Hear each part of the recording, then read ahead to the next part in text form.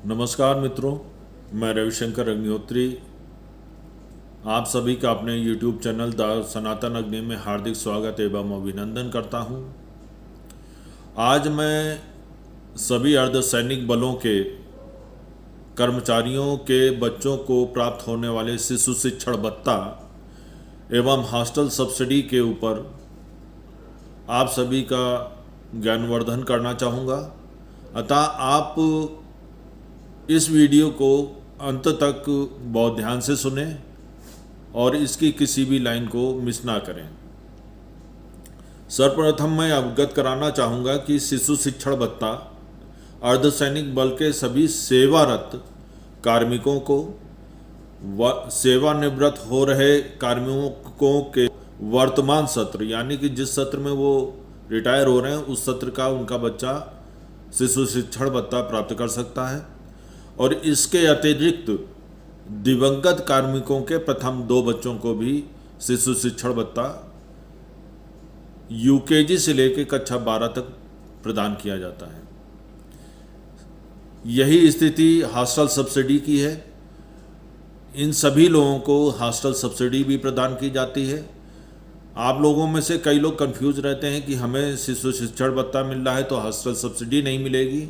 Hostel subsidy ले रहा हूं तो मैं शिशु शिक्षण भत्ता लेने का हकदार नहीं हूं। यहाँ पर मैं आप लोगों को स्पष्ट रूप से अंकित करना चाहूँगा कि आप दोनों ही चीज़ें लेने के हकदार हैं। आप शिशु शिक्षण भत्ता भी ले सकते हैं और हॉस्टल सब्सिडी भी ले सकते हैं कुछ नियमों के साथ। यहाँ पर मैं आपको अवगत कराना चाहूँगा कि ये शिशु शिक्षण भत्ता और हॉस्टल सब्सिडी प्रथम 2 बच्चों के ऊपर प्रदान की जाती है। यदि आपका दूसरा बच्चा जुड़वा पैदा होता है तो पहला बच्चा प्लस 2 बच्चे कुल 3 बच्चों को यह शिशु शिक्षण भत्ता और हॉस्टल सब्सिडी प्रदान की जाती है। शिशु शिक्षण भत्ता प्रदान किए जाने की पहले 7th CPC से पहले 5 वर्ष थी, लेकिन जिसको 7 CPC के बाद हटाने दिया गया है, लोअर एज में की कोई लिमिट नहीं रखी गई है। यदि आपका बच्चा कक्षा 3 वर्ष का है और यूकेजी में या एलकेजी में जाता है तो उसके द्वितीय वर्ष से वो शिशु शिक्षण भत्ता लेने का या हॉस्टल सब्सिडी लेने का हकदार होता है। बच्चे की जो ऊपर की उम्र है वो 20 वर्ष रखी गई है, जिसमें कोई बदलाव नहीं किया गया है। कक्षा 12 तक का में पढ़ने वाला बच्चा 20 वर्ष की आयु तक जो है शिशु शिक्षण भत्ता और हॉस्टल सब्सिडी प्राप्त कर सकता है। यदि पति पत्नी दोनों सेवारत हैं तो किसी एक को ही ये लाभ प्राप्त होगा। विदित हो कि शिशु शिक्षण भत्ता हमें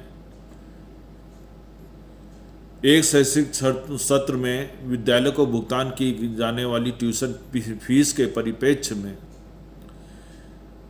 रुपया 2250 प्रति माह की दर से 1 वर्ष के लिए 27,000 रुपये भुगतान की जाती है। और इस 27,000 रुपये पे आपको प्रति बच्चा 1200 रुपये इनकम टैक्स में छूट भी प्रदान की जाती है। कक्षा यूकेजी से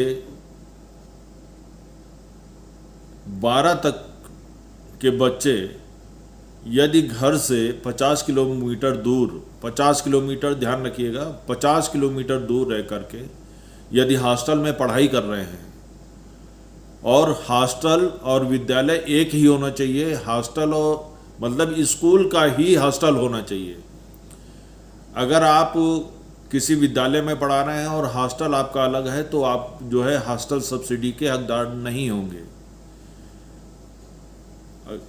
इसलिए आपका बच्चा उसी विद्यालय में पढ़े जिसमें हॉस्टल है तो आप प्रति माह 6,750 रुपये की दर से 81,000 रुपये हॉस्टल सब्सिडी लेने के हकदार होंगे।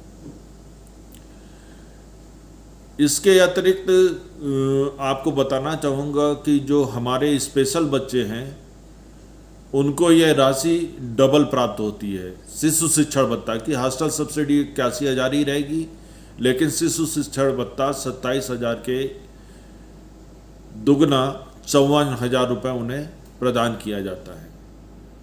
जो छात्र यूकेजी से कक्षा 12 तक करेस्पॉन्डेंस या डिस्टेंस कोर्स लर्निंग कोर्स में भी शिक्षण प्राप्त कर रहे हैं, वो बच्चे भी शिशु शिक्षण भत्ता प्राप्त करने के हकदार होंगे। जो बच्चे कक्षा 10 पास करने के उपरांत 2 वर्षीय कोर्स जिसमें पॉलीटेक्निक, ITI आदि में कोर्स में टेक्निकल और कोर्स में भाग लेते हैं, उनको भी शिशु शिक्षण भत्ता और हॉस्टल सब्सिडी दोनों ही प्राप्त करने के वो हकदार होंगे। लेकिन यह फिर मैं बताना चाहूँगा कि हॉस्टल सब्सिडी तभी मिलेगी जब बच्चा आपका घर से 50 किलोमीटर दूर शिक्षा प्राप्त कर रहा हो और स्कूल का ही वह हॉस्टल हो। ये आप लोगों को मैं इन्फॉर्मेशन दिया हूँ। अगर आप लोगों को इन्फॉर्मेशन पसंद आई हो तो कृपया वीडियो को सब्सक्राइब और शेयर अवश्य करें, कमेंट्स भी करें, ताकि हम जो है आप लोगों को आगे भी इसी तरह के शिक्षाप्रद वीडियो बनाकर आपको भेजते रहें। आप सभी का धन्यवाद। आपका दिन शुभ हो।